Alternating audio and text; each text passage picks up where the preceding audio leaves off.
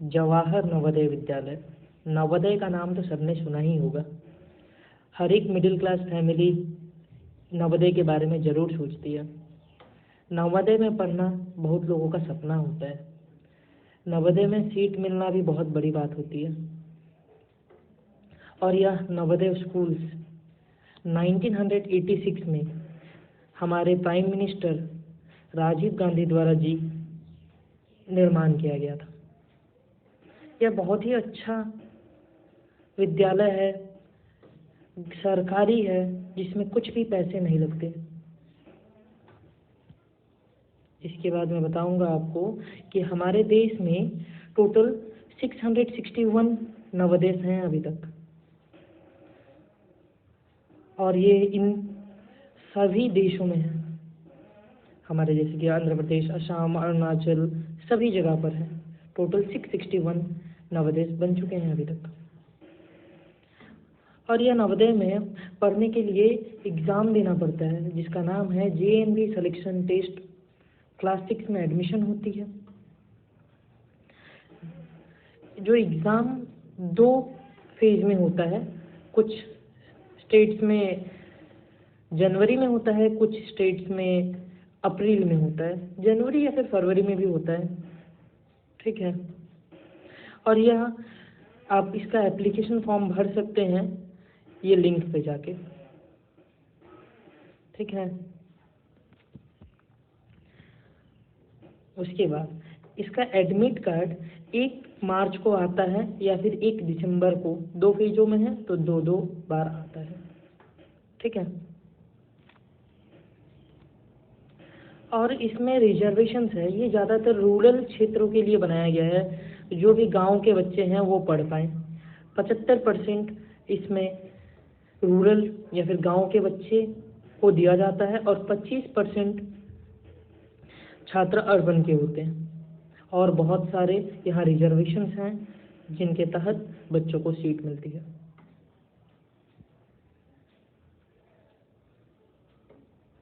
और इसमें eligibility criteria, छात्र की उम्र कितनी होनी चाहिए या फिर क्या क्या क्राइटेरिया है। पहली क्राइटेरिया तो वो क्लास 5 में होना चाहिए, ताकि वो 6 में एडमिशन ले सके एग्ज़ाम के बाद।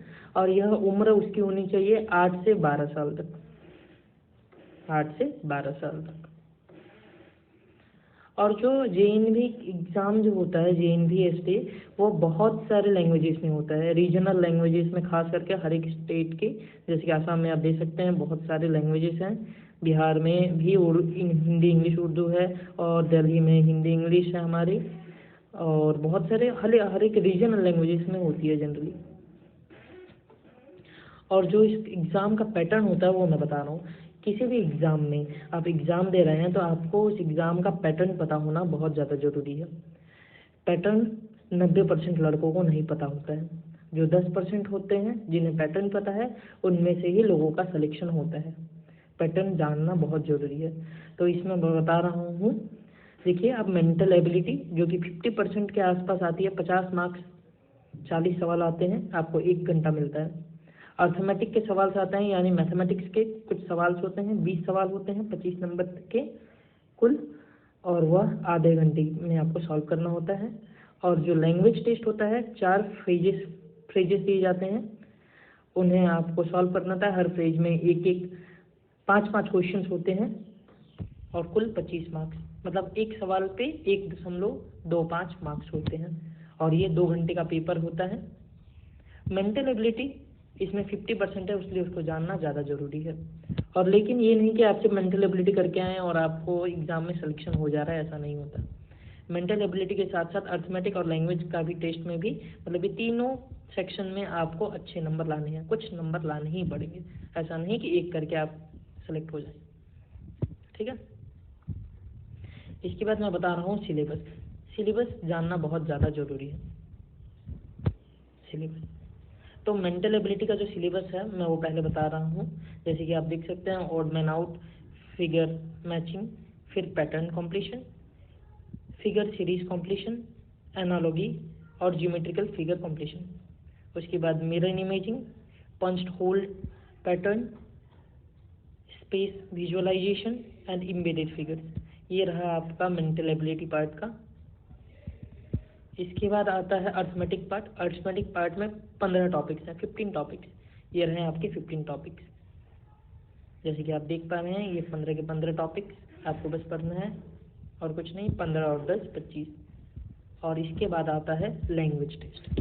लैंग्वेज टेस्ट में जैसे मैंने बताया था, हर एक फ्रेज में 5 क्वेश्चंस होते हैं और यह अर्थमेटिक और इसका मार्क्स सेम होता है 25-25 और वो 50।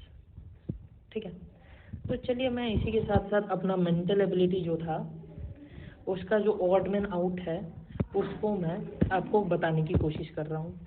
ठीक है, तो चलिए मजनू भाई के साथ पढ़ते हैं आज। यहाँ आप मजनू भाई को देख पा रहे हैं। ऐसे ही 4 फिगर्स आपको दिए रहेंगे, उनमें से आपको चयन करना है या फिर बताना है कि कौन सा अलग है। ठीक है, जैसे कि आप मजनू भाई को यहाँ देख पा रहे हैं, 3 जगह मजनू भाई लग रहे हैं कि हाँ, और चौथा वाला फोटोशॉप किया हुआ है, ऐसा कुछ लग रहा है। ठीक है, तो आप इस तरीके से यहाँ आप पहचान सकते हैं कि ये रहा मजनू भाई जो अलग दिख रहा है। तो इसी के साथ अगला सवाल देखते हैं। पहला नंबर सवाल हमारा जैसा कि जेएनवी में आता है। यहाँ देखिए, आप इस सवाल को पहचानने की कोशिश कीजिए, इनमें कौन सा अलग है। टुटुट देखिए,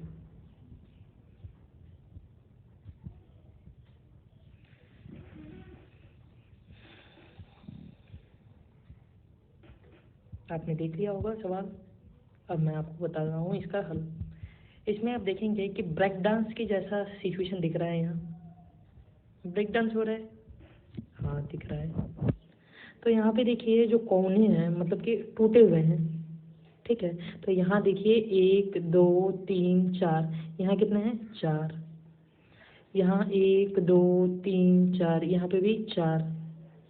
1 2 3 4, यहाँ पर भी 4। लेकिन यहाँ आप देख पा रहे हैं 1 2 3, सिर्फ यहाँ 3 है। तो इसका जवाब कौन सा अलग है, ये रहा डी। ठीक है, इसी तरीके से आपको ये सवाल करना है। इसके बाद दूसरा सवाल देखते हैं। ये देखिए सवाल, देखिए बच्चा चकित हो गया सवाल देखकर।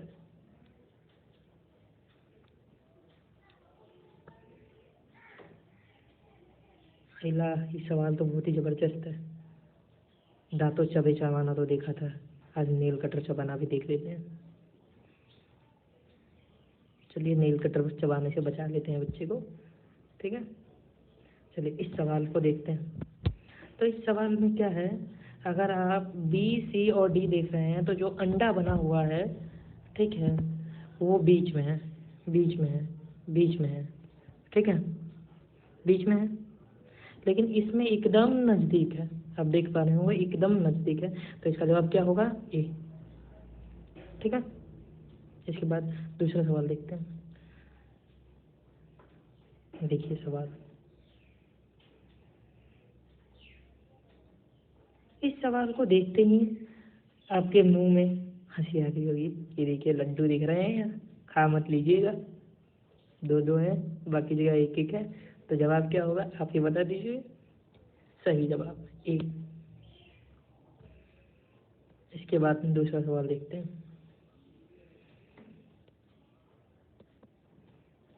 देखिए ये सवाल किताबी ज्ञान से सिर्फ नहीं होगा। देखिए यहाँ बच्चा किताब लेके बैठा हुआ है, सिर्फ किताब से नहीं होगा। इसके लिए थोड़ा सा देखिए, अच्छे से देखना होगा, समझे। चलिए हम देखते हैं।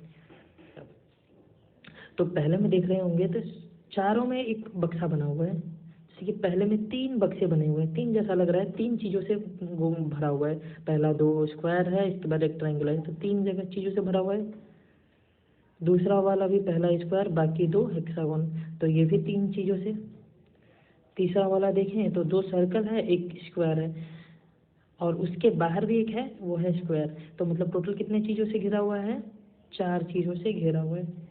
और इसमें देखें तो बाहर 2 और भीतर 1 स्टार, मतलब कि टोटल 3 चीज़ों से घिरा हुआ है। तो आप ही अब बता दीजिए कौन सा जवाब होगा सही, सी। इसके बाद फिर देखते हैं सवाल। अब ये सवाल देखिए, इस सवाल को देखने के बाद क्या है समझ ही नहीं आ रहा। लेकिन आप अच्छे से ध्यान से देखेंगे तो आपका दिल खुश हो जाएगा। देखिए अच्छे से ध्यान से देखिए, हाँ दिल खुश हो गया होगा। आप जानते हैं क्या है जवाब, एकदम ब्रेक डांस की तरह। यहाँ आप देख पा रहे हैं ब्रेक डांस 3, यहाँ पे आप ब्रेक डांस की तरह देखेंगे 2 3 4 5 5 है, यहाँ पे 1 2 3, यहाँ पे 3 है, और यहाँ पे 1 2 3, यहाँ पे भी 3 है। ठीक है, तो इसका जवाब क्या हो जाएगा, बी। इसी की तरह सवाल और भी करने हैं। और ये रहा आज के लिए, बस इतना ही। Thank you. Stay at home, fight with corona. Thank you, have a nice day.